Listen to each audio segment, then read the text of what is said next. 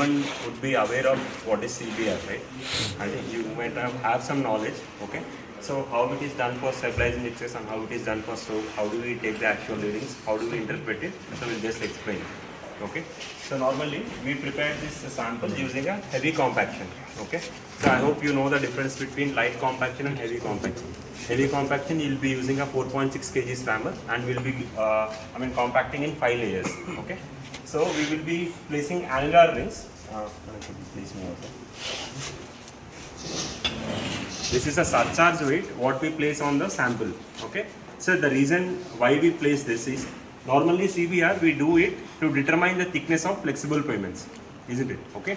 So normally on flexible pavements, on the top of subgrade, we will be getting sub-base layer, wearing course, everything. Okay. To simulate the weight, we place this surcharge in the lab. Okay. The placing of surcharge has some, why we place the surcharge, it has some reasons. First reason is to simulate the weight of the above layers, above subgrade, whatever layers is there. To simulate that weight, we will be placing this surcharge weight. Okay. This surcharge will be of 2.5 kgs. Okay. And one more thing, whenever we apply a central load, there will be heaving. Heaving means the soil will come above. Okay. It will rise its height. Okay. In order to arrest the heaving, we will be placing this surcharge weight. Okay. We already placed one surcharge weight here. Okay. It is already placed inside. Okay. So this diameter of this mold is 150 mm. Normally for all the CBR tests, we will be using 150 mm diameter. Okay. The height will be around 17. Okay. For compaction, for modified compaction, the dia will be the same, but height will be less. It will be around 13 centimeters. Okay.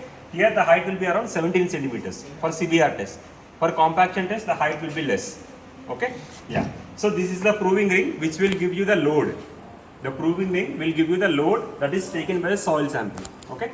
And this is the dial gauge which will give you the amount of penetration. See what will happen, the basic mechanism in CBR test is, this is a fixed frame. When we turn on, what happens is this base plate will start moving up. Okay, this is fixed. Okay, and you have a plunger here. So what happens, this is fixed and the base plate is moving up. Okay, so what happens, there is a reaction in the bottom direction. Okay, so whatever the base plate is moving up, okay, whatever the load is taken by the soil sample, that will be reflected here. Okay, so this will be fixed and the base plate is moving up. See, normally in all our civil engineering applications, we apply load from the top. Okay, but here it is reversed. The top is fixed, the base plate will be moving. Okay, because of the reaction of the soil and the plunger, load is applied onto the soil sample. Okay, see, we can tell that this plunger will initially be on the top surface. When this starts moving up from the bottom, the plunger will penetrate inside. Okay, see, obviously, how much the base plate is moving up, the penetration will be the same. Okay, so how much the base plate is moving up will be measured by this dial gauge. Okay, how much the base plate is moving up will be measured by this dial gauge, and that obviously is the penetration of this plunger. I hope you get this. Okay, so we will be monitoring two things in the CBR. One is load, one is penetration. Okay, load we will get from this proving ring. This is called as a proving ring. This is called as a dial gauge. Okay, this will give you the amount of penetration that is happening in the soil sample. This will give you the amount of load that is taken by the soil sample. Okay, and this base plate, when we turn it on, it moves at a certain deformation rate. Okay, the code recommends for CBR test the deformation rate to be 1.25 mm per minute. Okay, we can change. Suppose if any research work recommends you to perform at a larger rates, we can change it. We will have a provision at the sites. Okay, we'll have a provision at the sites to change the deformation rate. We can do that also. But for CBR, the normal rate is, deformation rate is 1.25 mm per minute. Okay, so these are the basic things of the CBR test. Okay, and the next one is how to read these readings. Okay, normally so this will be having a magnetic base. Normally this dial gauges, okay, you will be having two things here, the inner circle and the outer circle. You will be having an inner circle and you will be having an outer circle. Okay, normally the outer circle, if it makes one complete rotation, the inner circle will move by one small division. So if you look at it, see, this is the inner circle. See, suppose if the outer circle is moving by 100 divisions, the inner circle is moving by one small division. Okay, see here, if the inner circle, I mean, if the outer circle is moving by 100 divisions, okay, the inner circle, look at the inner circle. The inner circle will move by just 1 division, okay. So this will be useful when the penetration, suppose sometimes what happens if the penetration is sudden, okay, if there is a sudden movement, we cannot look at the outer circle always. We cannot look at the outer circle always. Then you have to take the help of inner circle, because inner circle, for every 100 divisions of outer circle, inner circle will move by 1 division. Okay, so this may not be that helpful in CBR, but in some other test where the penetration rate is very large, then the inner circle comes helpful. Okay, so I am telling you just to understand how this dial gauge works. Okay, and see this dial gauge, whatever written in the dial gauge, the meaning of this, it is written 0.01 to 25 mm, isn't it?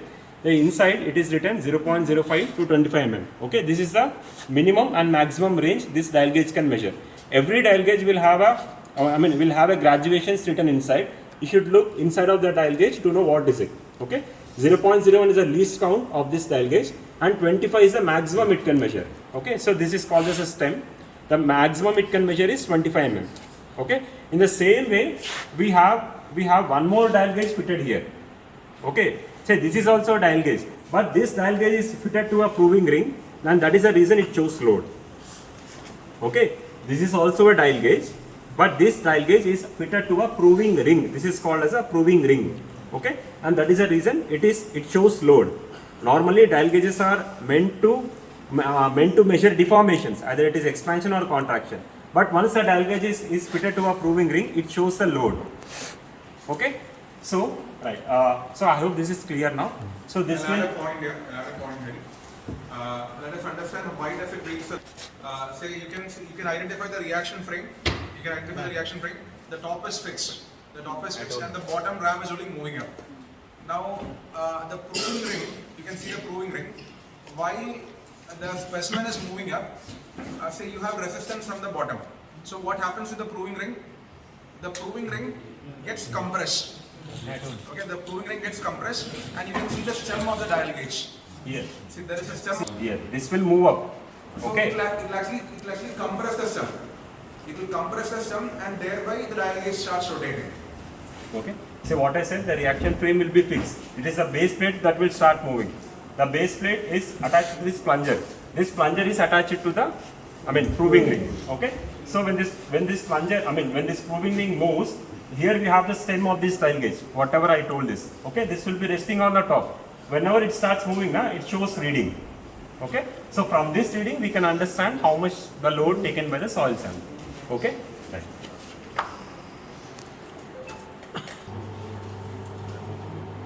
No, I did not turn it on. I'm just bringing the base plate bottom. See, the least count of this dial gauge, as I shown, it is 0.01 mm. Okay. Whatever we get from the dial gauges, either from the proving ring or this one, it is just divisions. Always divisions must be multiplied with the least count. That is very, very important.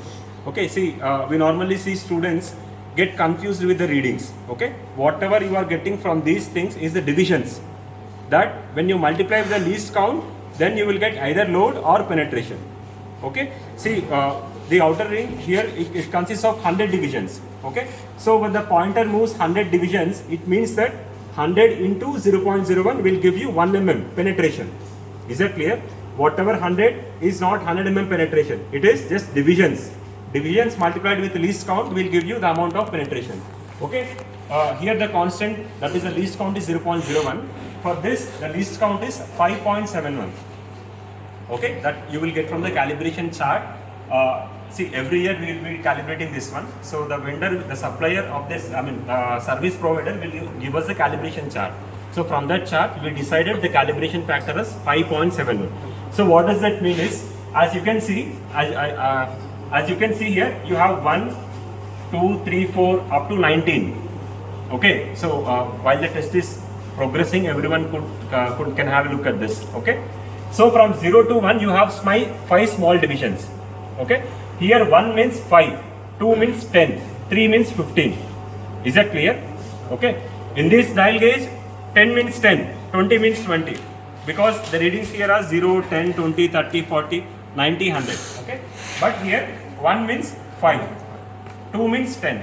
Okay, so when my pointer shows, say suppose if my as the test is progressing at intermediate level, the pointer is pointing here. What is this reading now? 15. It is 15. Okay, this is not the load taken by the soil sample. You have to be careful. This is the divisions, 13 divisions. Only when multiplied with least count, it will give you the load.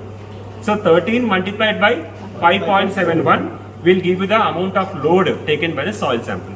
Okay, so you should be very clear in understanding these dial gauges. Only then there will be no wrong interpretation of CBR values. Okay, because we see many students commit these mistakes. Okay, so all the readings must be always multiplied with the least count. Okay, different proving rings in your departments might have different constant values, so you should be taking care of that.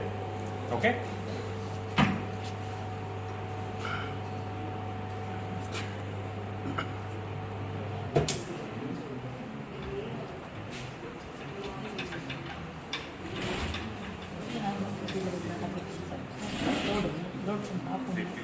This is the reverse procedure now. Sorry, reverse procedure now. Adapted. Load from top, fixed end. We are not adapted. This is a bottom is a fixed model. From top is a moving model. Yeah, but we can buy from top what maybe the recording lines of deformation by I'm not exactly sure of why this. Before starting this CBR test, you have to apply a contact pressure of 10 kgs. Okay, you have to apply an initial contact load of 10 kgs. Okay, the reason for this contact load is, see, the soil surface, top surface may not be uniform. Okay, it will have some undulations. Okay, in order to have proper contact between plunger and the soil, you have to apply. See, normally the plunger will be just resting on it. Okay, for the contact area to be in contact with the soil, you need to apply a seating load so that the plunger will initially fix firmly on the soil. That is called a seating load. Normally we apply, the code recommends to apply 10 kgs of seating load. So obviously 10 kgs means according to our dial gauge, according to our PRR, it is 2 divisions, right? I told 5.7, approximately it is considered as 5. So I have to move this after the soil is in contact with the plunger. How do you understand that the soil is in contact with the plunger? Okay, now see, now this frame is not moving down. What does it mean? It means that the plunger is resting on the soil surface. Now when I am trying to press with hand, you can apply some movement in the dial gauge, isn't it? So what does it mean? The load is taken by the soil sample. It means that the plunger is resting on the soil sample. Okay. Now, when you are sure that the plunger is resting on the soil sample, you have to tighten the top screws. Very important. Very important thing, when you start the CBR test, always tighten the top screws. The reason is, when you don't tighten, what happens? You will be having no reaction. It will just, the frame will just move up. The soil will not take any load. Okay, so this is one more thing where you should be careful. Okay.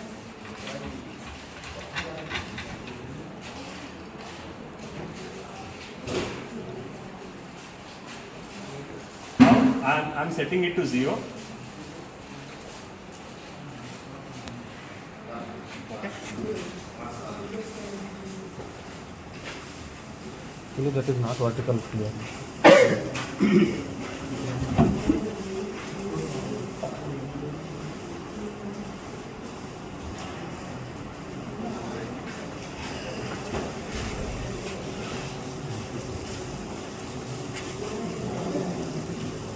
Make sure that the stem of the dial gauge stays vertical. Okay. See, normally keeping it vertical is very difficult practically, but we ensure it is almost vertical. Okay. Right. So this is now set to 0. The dial gauge is set to 0. Okay.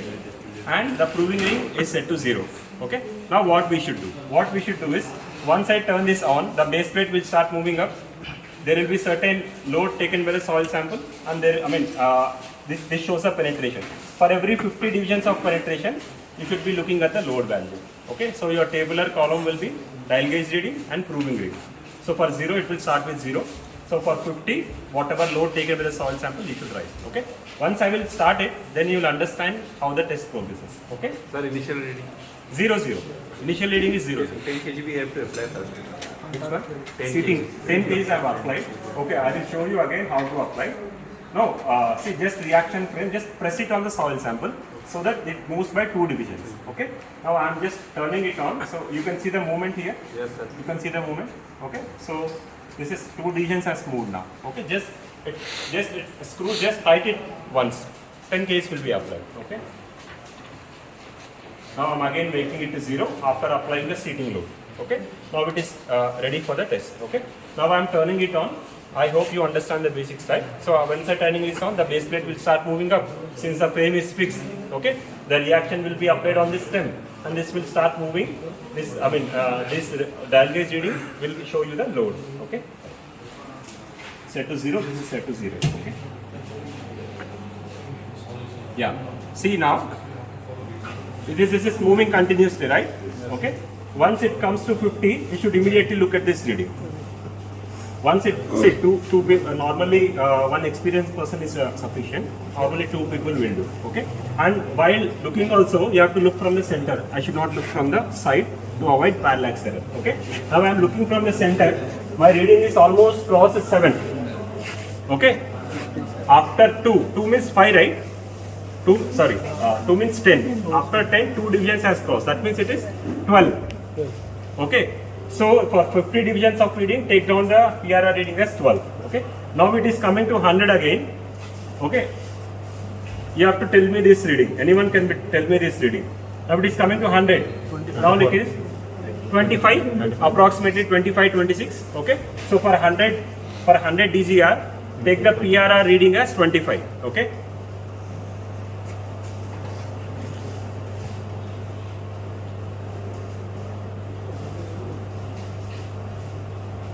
Now it is coming to 150.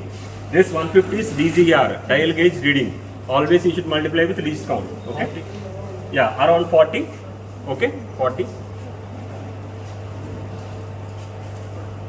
Those who want to look, you can come forward so that you can look at any of the reading.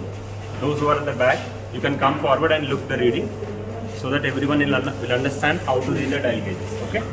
Now it is coming to 200. Okay. 255. Okay. 55. So like this, we need to take for every 50-50 interval of DGR up to 500. After 500, you should take the next reading at 750, 1000, 1250. Why? The reason is usually after 500 divisions, the load carrying capacity of the soil or any mix will reduce. The readings will almost remain constant. Okay. Yeah. Now 50 is almost, can I say 68? 13 is 65. Okay, after 13, after 3 divisions, the pointer was there. 68 you can write at 200. Okay, 68 you can write at 200. Right. 200.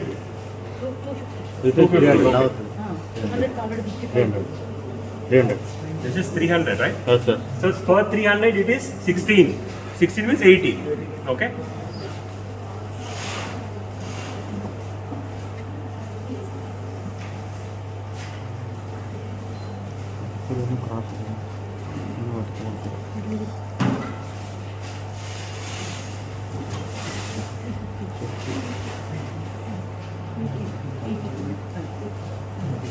How much is the reading?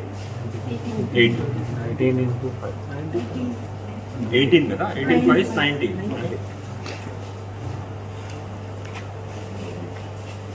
So now to get the load, what you should do? Multiply PRR readings by 5.71. To get the penetration, what you should do? 99. Take this reading first. 99. 400. This is 100. Okay. To get penetration, you have to multiply DGR with 0.01. Again, I am telling this constants will be different for different dial gauges. Okay. So be careful in your respective departments about the least counts. Okay. This is again 450. 107 or 107 you can take. Okay. So your sample is confined in this. Your sample is confined in this from sides as well as from the top. Okay. Your RAM is moving up at a certain rate. Now it has to reflect that in the load values. Now suppose the ring what I have put on the top is of I have put only one ring. and then I put one more ring, then there will be more load increments there. Because there is more confining. If there is more confining, sample will take more load. Okay. See, the experiment is pretty simple. There is a soil sample in it, which is confined. You are forcing it to move up. So initially, there will be lesser load that is taken up because the sample will initially undergo some amount of packing, consolidation, not consolidation, compaction. Later it will actually pick up. See, one thing, after 500, I told you to take at 750. Okay, you can ignore 550, 600. So just wait and observe. Okay. So now I think it is coming to 600, right? So no need to take at 600. Okay. After 500, the code recommends to take values at 750, 1000, and 1250. Okay. Now 600 completed. Okay.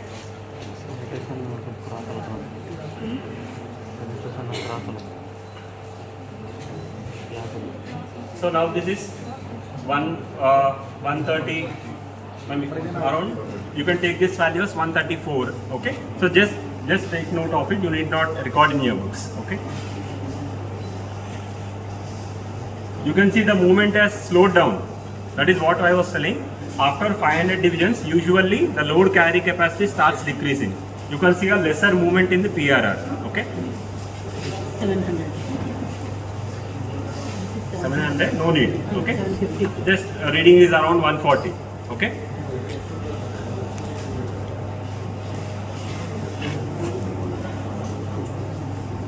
So this reading is important. 750.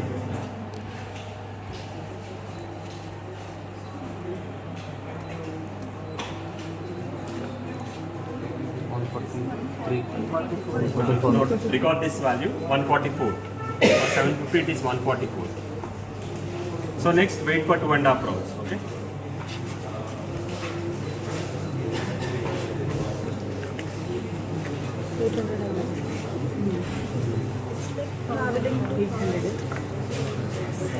पूर्ण आहे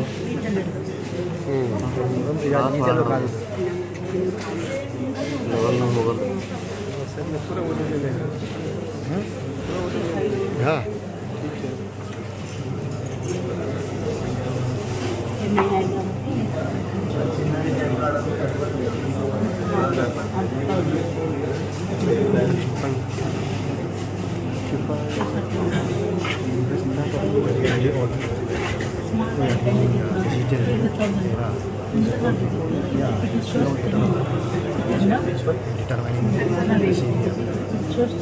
No, that you need not. See, now it is moving slowly. We are observing outer circle. Then observing inner circle is not mandatory. When observing inner circle is essential is whenever the movement is very fast. Okay. Or for some cases, in case of soil, what happens? See, one more thing I need to add. Normally, we will be doing the soaked CBR. After compacting at optimum moisture content, we will be putting in the water for 4 days. Code recommend 96 hours. Okay. So we will be putting in the water for 4 days. After that, we perform this test. Okay. So in that 4 days, what can happen is, if your clay content is more, then you can see a swelling in the soil sample. Okay. Sometimes the swell potential is also important. Sometimes in that 4 days of soaking, whatever is swelling is happening, that is also important. This reading is 1000. So just take this reading. 163. 160. Okay.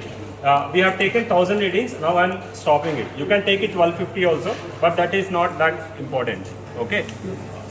See, important our readings are at 250 and 500. Okay. Yeah. What I wanted to tell you is, you will soak the sample for 4 days. In that 4 days, what can happen if your clay content is high, because you will be dealing with rural loads. Normally, clay content will be high. Swell potential is also important. So, how to calculate that swell potential is, so just take the readings of this. Okay. After soaking in the water, you have to place the dial gauge on the top of the specimen and monitor. Okay, 4 days. To monitor 4 days, you cannot continuously keep looking at the outer circle. Then the inner circle will come into picture. Okay. Say starting, the inner circle is 0, outer circle is 0. Say after 1 day, inner circle crossed 2, the outer circle crossed 5. What I can understand? Inner circle crossed 2 means 200. Inner circle crossed 5 means 30. 230 will be the readings. So this is when your inner circle helps. Whenever you are testing any expansion potential which will take more than a day, then you have to monitor the inner circle also. Okay. So this is the test procedure of the CBR. From the values you recorded, that is DGR and PRR. From DGR you will get penetration. From PRR you will get the load. You will be drawing a graph between load and penetration in a normal scale. Okay. So load will be on y-axis, penetration will be on x-axis. You will be drawing a graph. Okay. So from those graph, whatever load you are getting from 2.5 mm penetration and 5 mm penetration, can you give a book? Normally you will be having a penetration and load on the top. Okay. Okay. Normally the CBR curves look like this. The CBR curve will look like this. A normal curve. Okay. For 2.5 mm penetration, you have to take the load. You have to project what is the load taken by the soil sample. Okay. And for 5 mm penetration, also calculate the load. We call that loads as P1 and P2. Draw a graph. Okay. Now CBR at 2.5 mm penetration is calculated as P1 by 1370 into 100. You will express it in percentage. So what is this 1370? This 1370 is the standard load. What is the meaning of standard load? The meaning of standard load is the code has standardized, what code has done is it has taken an aggregate which is used in the road construction and they have compacted it at OMC. Okay, and whatever the load taken by that aggregate at 2.5 mm penetration is 1370. See, obviously when you are comparing soil strength, there must be some reference. Okay, the code has told take the reference value as 1370. What is this 1370? This 1370 is a standard load. Okay, and you will be calculating the CBR at 5 mm penetration. That will be whatever value you are getting P2 by 2055. 2055 is a standard load at 5 mm penetration. What does it mean? 2055 is a load taken by the standard aggregate compacted at 100%. Okay, aggregate that you use in road construction. Okay, that is the meaning of standard load. In simple words, you are comparing soil strength or any of your granular based strength with that of a standard material. That's it. Okay, so using these values, normally if your CBR at 2.5 is more than CBR, say CBR at 2.5 I got it as 10%. And CBR at 5, I got it as say 8%. Okay. Normally, general cases, CBR at 2.5 will be more than CBR at 5. In such case, the code asks you to recommend the value of CBR at 2.5 as a CBR of the soil sample. Okay. You have to keep in mind whenever someone asks CBR, even though we are calculating 2, you have to choose only one value. So which one to choose? If CBR at 2.5 is more than CBR at 5, you choose the CBR of the soil sample as 2.5 mm CBR. Okay. I repeat, if your CBR at 2.5 is more than CBR at 5, you have to report CBR at 2.5 as a CBR of your soil sample. If the reverse case is happening, what will happen? If CBR at 5 is more than CBR at 2.5, the code will ask to repeat the experiment 7 times. The code suggests repeat the experiment 7 times. If even after repetition you are getting the same trend, that is CBR at 5 is more than CBR at 2.5, then report the CBR at 5 as a CBR of the soil sample. This is as per what the code says. Okay, so normally no one repeats 7 times. Usually when the CBR at 5 is more than CBR at 2.5, okay, we take it for granted that we have repeated. Even after repetition we are getting CBR 5 as highest. So normally we report the highest value of the CBR, thumb rule. Not according to code, normally according to the thumb rule or the practice engine is whatever the CBR is higher of the 2.5 mm and 5 mm, that they will report. Okay, so this is your CBR test. Okay, and Sir, if you will soak the sample for the 4 days, it will be in workable position. what? If you will soak the sample for the 4 days, after 4 days it will be in workable. Yeah. How it will clay soil? How will it will be workable? What you are telling, the soil becomes smooth. Yeah. So that we need to measure.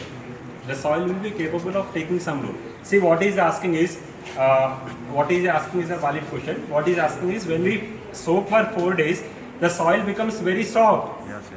Whether it will be in a workable position to take load or not. Okay. Normally, what happens is clay soils becomes very soft. Clay soils, when it comes in contact with the water, it becomes very soft.